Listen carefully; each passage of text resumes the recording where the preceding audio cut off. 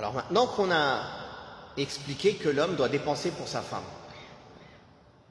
est-ce qu'il doit dépenser pour tout? À quelle mesure il doit dépenser? Ça aussi, les savants en ont parlé. L'islam l'a déterminé. Ce qui lui est obligatoire de dépenser, c'est pour la nourrir, la loger, l'habiller. C'est-à-dire ses besoins quotidiens. Ses besoins quotidiens. Et dans la nourriture, le logement et l'habillement, ce n'est pas tout homme qui doit dépenser la même chose pour toute femme. On a vu le verset ici, que le cheikh a cité, que celui qui est aisé dépense de sa fortune et que celui dont les biens sont restreints dépense selon ce qu'Allah lui a accordé. Et le cheikh ici a dit selon la bonne coutume, selon ce qui est convenable.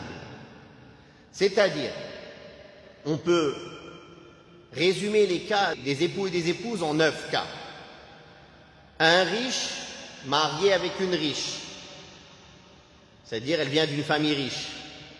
Un riche marié avec une femme de classe moyenne.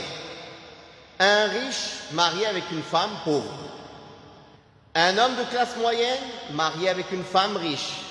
Un homme de classe moyenne marié avec une femme de classe moyenne. Un homme de classe moyenne marié avec une femme pauvre. Un homme pauvre marié avec une femme riche. Un homme pauvre marié avec une femme de classe moyenne. Un homme pauvre marié avec une femme pauvre. Combien de cas? 9 cas. On va parler des cas spécifiques et après on va donner l'autre cas. Un riche marié avec une femme riche, il doit dépenser pour elle comme les riches dépensent, obligatoirement. C'est-à-dire l'habitude qu'elle a elle et l'habitude qu'il a lui dans leurs dépenses, c'est la manière dont il doit dépenser pour elle, dans la maison, dans les habillements, dans la nourriture. Il ne dit pas oui mais on se suffit du minimum et il dépense pour elle comme un pauvre il dépense pour une pauvre. Non, son obligation c'est de dépenser pour elle comme un riche il dépense pour une riche. Parce que elle est riche, elle vient d'une famille riche et lui il est riche, donc il a les moyens. Ça c'est le premier cas. Son cas contraire, un pauvre avec une femme pauvre, il dépensera selon ce qu'il a, comme un pauvre, c'est-à-dire le minimum à quoi il peut avoir accès. De toute façon, il n'a pas plus que ça. Tous les autres cas, donc là c'est 2 cas, les 7 autres cas, ce qui est demandé c'est de dépenser de manière moyenne. De manière moyenne. Donc un riche avec une femme moyenne, un riche avec une femme pauvre, de manière moyenne.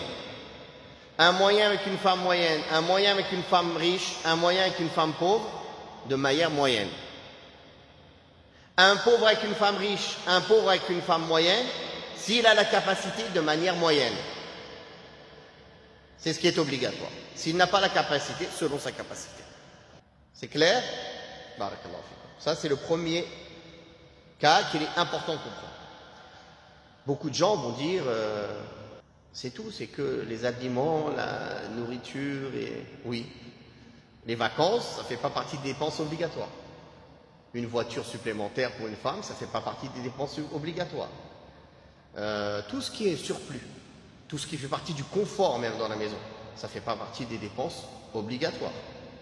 Sauf, par exemple, chez les riches, comme on a dit. Si chez un riche, chez les riches, dans leur pays, dans leurs us et coutumes, dans leurs habitudes, tout le monde a un lave-vaisselle, alors il faudra que tu achètes un lave-vaisselle. Par exemple.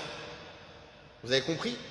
Donc ça revient aux us et coutumes, aux habitudes des gens et aux moyens financiers de chacun des 2 époux. C'est comme ça qu'on détermine quelle est l'obligation du mari vis-à-vis de sa femme. Vous avez compris? Si par contre c'est quelqu'un de pauvre ou de classe moyenne et chez eux c'est pas une habitude ou normale d'avoir un lave-vaisselle, c'est quelque chose un confort supplémentaire, dans ce cas-là il ne sera pas dans l'obligation de le faire. S'il le fait, Jazallahu khairan. Mais s'il ne le fait pas, il n'aura pas de péché. C'est ça en fait qu'on veut comprendre. Pareil, quelqu'un il va dire nourrir, loger, et habillé.